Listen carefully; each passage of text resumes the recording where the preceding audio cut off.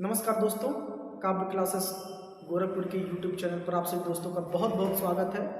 दोस्तों, हम राजनीति विज्ञान विषय को पढ़ रहे हैं और राजनीति विज्ञान विषय में हम जो पढ़ रहे हैं वो लेसन 3 पढ़ रहे हैं और लेसन 3 हमारा ये कह रहा है कि राजनीति विज्ञान का अन्य सामाजिक विज्ञानों से संबंध। तो इस लेसन में हम यही समझेंगे कि क्या राजनीति विज्ञान का अन्य सामाजिक विज्ञानों से कोई संबंध है। तो जी हाँ मित्रों, बिल्कुल है। इसके पहले मैं राजनीति विज्ञान का इतिहास से संबंध जोड़ करके आप लोगों को बताया था कि राजनीति विज्ञान जो है इतिहास से संबंधित है। तो संबंधित है तो कैसे है, तो वो वीडियो मैंने अपने काव्य क्लासेस यूट्यूब चैनल पर अपलोड कर दिया है। वो अगर जो ना देखे हो तो जाकर के देख सकते हैं। बहरहाल आज की हम चर्चा प्रारंभ करते हैं। तो आज की हमारी चर्चा है कि राजनीति विज्ञान का अर्थशास्त्र से संबंध। तो हमें ये समझना है कि क्या राजनीति विज्ञान को अर्थशास्त्र से संबंधित रखा जा सकता है, एक दूसरे से जोड़ करके देखा जा सकता है। तो मित्रों जी हाँ, राजनीति विज्ञान का और अर्थशास्त्र का जो संबंध रहा है वो बहुत ही पुराना रहा है, बहुत ही पुराना नाता रहा है दोनों में। राजनीति विज्ञान के पिता कहे जाने वाले अरस्तु हो, चाहे भारत के महान राजनीतिज्ञ विचारक चाणक्य हो, इन दोनों महान राजनीतिज्ञ विचारकों ने कभी भी अर्थशास्त्र और राजनीति से एक दूसरे से अलग नहीं किया, बल्कि अर्थशास्त्र को राजनीति विज्ञान की एक शाखा के रूप में राजनीति विज्ञान के पिता कहे जाने वाले अरस्तु तो चलते रहे। वो कहते हैं कि अर्थशास्त्र जो है वो राजनीति विज्ञान की एक शाखा है। तो इन दोनों विचारकों को हमें समझना होगा कि ये दोनों विचारक राजनीति विज्ञान को और अर्थशास्त्र से कभी अलग नहीं करते हैं। तो बहरहाल हम यहाँ पर अब जोड़ करके देखने की कोशिश करेंगे कि कैसे अर्थशास्त्र राजनीति विज्ञान एक दूसरे से संबंधित है। यहाँ लिखा है अर्थशास्त्र को राजनीति की देन, यानी कि अर्थशास्त्र ने राजनीति को क्या दिया। तो मैंने यहाँ पर एक बहुत ही महत्वपूर्ण हेडिंग डाल रखी है और ये हेडिंग कह रहा है कि राजनीतिक संस्थाओं का उदय व विकास, आर्थिक अवस्थाओं का परिणाम। यानी कि राजनीतिक संस्थाएं, उदाहरण के लिए हम राज्य को मान लेते हैं कि राजनीतिक संस्थाओं का जो विकास हुआ उस विकास का मेन कारण रहा आर्थिक अवस्थाएं। अब वो कैसे रहा? जैसे जब मानव के जीवन में कृषि आई तो मानव ने क्या किया? कृषि को अपने जीवन का आधार बनाया और कृषि को जीवन का आधार बना करके वह समूह में रहना प्रारंभ कर दिया। उसी से क्या हुआ? फिर जब लोग मनुष्य समूह में रहने लगे तो धीरे धीरे राज्य का निर्माण हुआ। तो अब आर्थिक गतिविधियां हुई, क्योंकि कृषि क्या था? सबको लाभ पहुंचाने वाला एक साधन था, सबका पेट भरने वाला एक साधन था। तो जब कृषि का आविष्कार होता है, कृषि लोगों के जीवन में आती है, तो लोगों ने क्या किया? व्यवस्थित रूप से रहना प्रारंभ किया, इकट्ठा रहना प्रारंभ किया और धीरे धीरे धीरे धीरे राज्य अस्तित्व में आया। तो हम ये समझ पा रहे हैं कि जो राजनीतिक संस्थाओं का उदय हुआ, उनका विकास हुआ, उसके पीछे आर्थिक गतिविधियां ही रही। समझ गए आप लोग? और यहां तक एक राजनीतिक विचारक है कार्ल मार्क्स। कार्ल मार्क्स तो यहां तक कहते हैं कि समय कोई भी रहा हो, कोई भी समय रहा हो, किसी भी युग के सामाजिक जीवन के स्वरूप का निश्चय, यानी कि किसी भी समय में सामाजिक जीवन का स्वरूप कैसा होगा उसका निश्चय कौन करता है? वह आर्थिक परिस्थितियां ही करती हैं। वो सारी आर्थिक परिस्थितियां ही करती हैं। इसको मैं अंडरलाइन कर दे रहा हूं। आर्थिक परिस्थितियां ही कैसे करती हैं कि किसी भी युग में सामाजिक जीवन का स्वरूप कैसा होगा। ठीक है ना?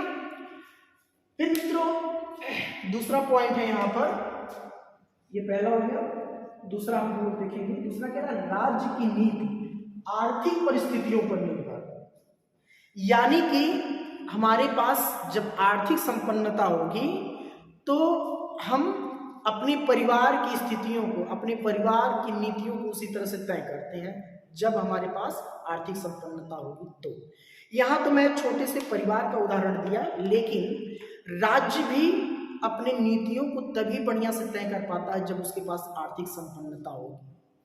उदाहरण के तौर पर यूरोपीय देशों में, इंग्लैंड की मैं बात कर लूं, जब औद्योगिक क्रांति प्रारंभ होती है तो वहां के देशों ने सोचा, यूरोपीय देशों ने सोचा, इंग्लैंड ने सोचा कि अब हमारे राज्य की तो आर्थिक गतिविधियां बहुत संपन्न हैं, अब हमको अपने देश के बाहर भी अपनी अर्थव्यवस्था को मजबूत करना, अपने साम्राज्य को फैलाना, अपना निवेश करना है, साम्राज्य बढ़ाना है। तो क्या हुआ, हम राज्य हमारा आर्थिक रूप से पहले से संपन्न था और उसी संपन्नता के कारण हमारे यहाँ औद्योगिक क्रांति आई, औद्योगिक क्रांति से संपन्नता आई और संपन्नता के बाद हमने अपने राज्य से बाहर रह करके सोचने का प्रायोजन बनाया, जिसके बाद चीजें आई, उपनिवेश आया, साम्राज्यवाद आया। हम अपने देश से बाहर जाकर के दूसरे देशों में अपना निवेश करेंगे, साम्राज्य स्थापित करेंगे। तो इसका परिणाम क्या था, राज्य जो नीतियां तय करता है उसके पीछे भी क्या परिणाम होता है, वो आर्थिक परिस्थितियां ही होती है। अब देखिए यहां पर बिस्मार्क कह रहे हैं कि मुझे यूरोप के बाहर नए राज्य नहीं बल्कि व्यापारिक केंद्रों की आवश्यकता है।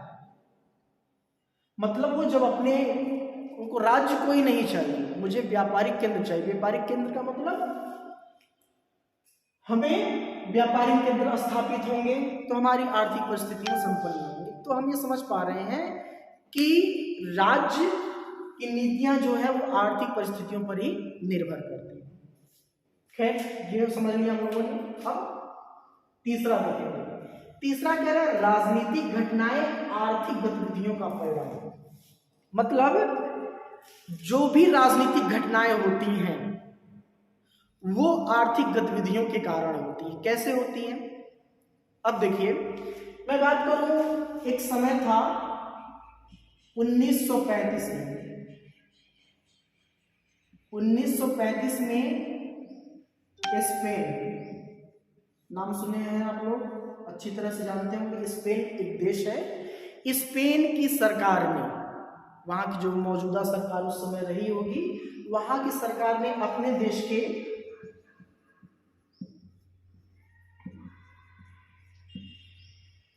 नागरिकों के लिए, वो अपने देश के नागरिकों के लिए एक कानून बनाया। और वो कानून क्या था, नागरिकों के हित में था। किसके हित में था, नागरिकों के हित में था, सॉरी श्रमिकों के हित में कानून बनाया। मैं यहाँ पर गलत लिख दिया हूँ, अपने देश के श्रमिकों के हित में, यानी कि मजदूरों के हित में,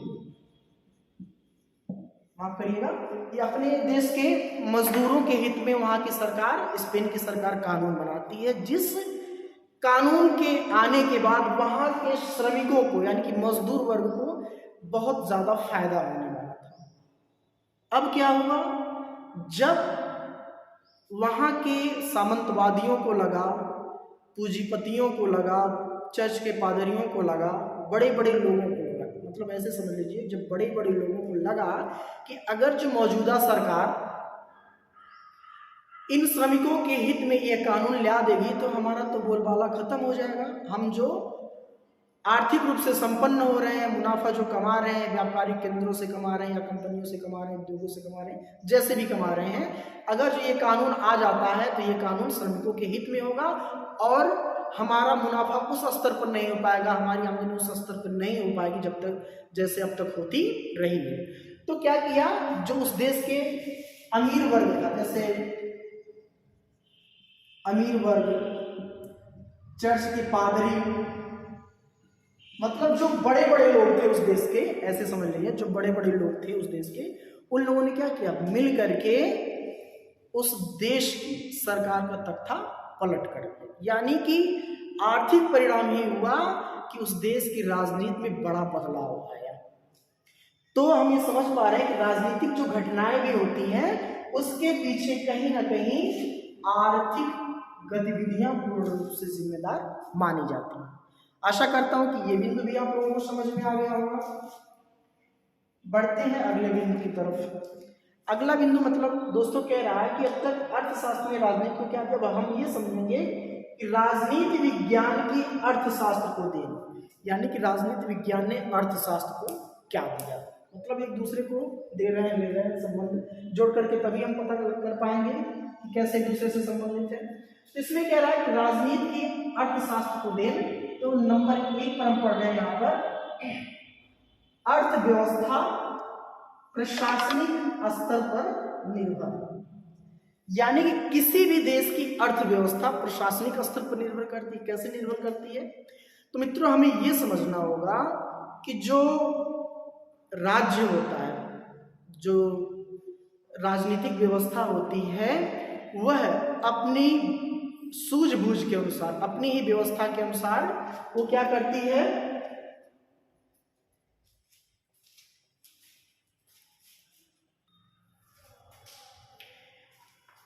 अब देखिए किसी भी राज्य की जो राजनीतिक व्यवस्था है, राज्य की जो प्रशासनिक व्यवस्था है, वह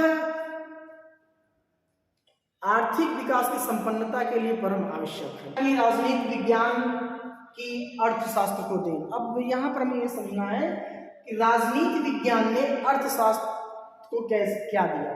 तो देखिए यहाँ पर समझना है कि अर्थव्यवस्था प्रशासनिक स्तर पर निर्भर है, यानी कि राजनीतिक व्यवस्था जो हमारी कैसी होगी, राजनीतिक व्यवस्था हमारी कैसी है, यह जब हम चीजों को अच्छी तरह से समझ लेते हैं कि हमारी राजनीतिक व्यवस्था कैसी है, तो राजनीतिक व्यवस्था अच्छी है, हमारे प्रशासनिक स्तर पर हमने जो कुशल नौकरशाहों का चुनाव किया है वो यदि अच्छे हैं तो हमारे देश की या किसी भी देश की आर्थिक व्यवस्था विकास करेगी। लेकिन अगर जो हम प्रशासनिक यानी नौकरशाहों की नियुक्ति करने में, नौकरशाहों का चुनाव करने में अगर जो हम अकुशल अक्षम नौकरशाह पा गए तो किसी भी देश की व्यवस्था अच्छी नहीं हो पाएगी। और भारत में इसका एक मुख्य कारण ये रहा है कि हमारे यहाँ नौकरशाहों में अकुशलता, अक्षमता, हमारे यहाँ जैसे प्रशासनिक स्तर पर बेहतरीन कुशल नौकरशाह होने चाहिए, उन नौकरशाहों का अभाव रहा है।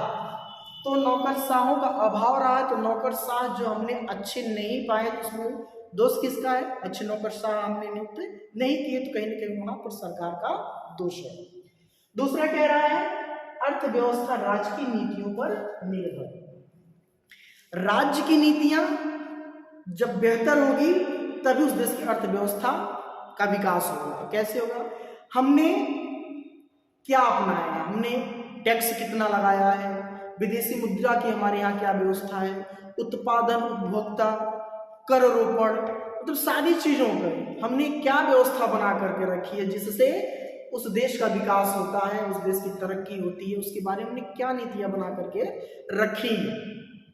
तो यह किस पर निर्भर करती है? राज्य की नीतियों पर निर्भर करती है। किसी भी देश की आर्थिक व्यवस्था किस पर निर्भर करती है? राज्य की नीतियों पर निर्भर करती है, यानी कि उस देश की क्या नीतियां हैं अर्थव्यवस्था के विकास के लिए।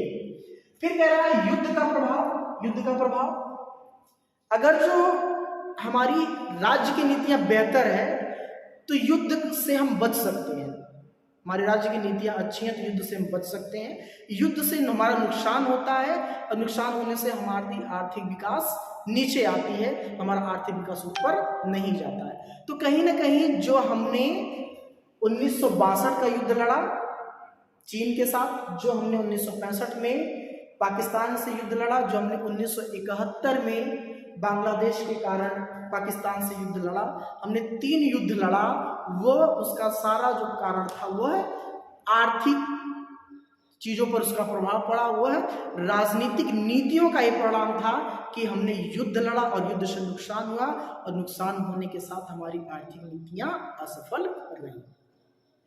तो आशा करते हैं कि ये वीडियो आप लोगों को समझ में आया होगा और पसंद किए होंगे। अगर जो अच्छा लगा हो वीडियो तो मित्रों तक अपने शेयर करें और हमारे काव्य क्लासेस पर नए हैं तो काव्य क्लासेस को सब्सक्राइब करें, लाइक करें तथा शेयर करें। और मित्रों एक यूट्यूबर अपना एक वीडियो बनाने के लिए बहुत मेहनत करता है, तो अगर जो मेरी मेहनत आपको अच्छी लगी हो तो मेरी बात पर जरूर गौर करिए। तब तक के लिए नमस्कार।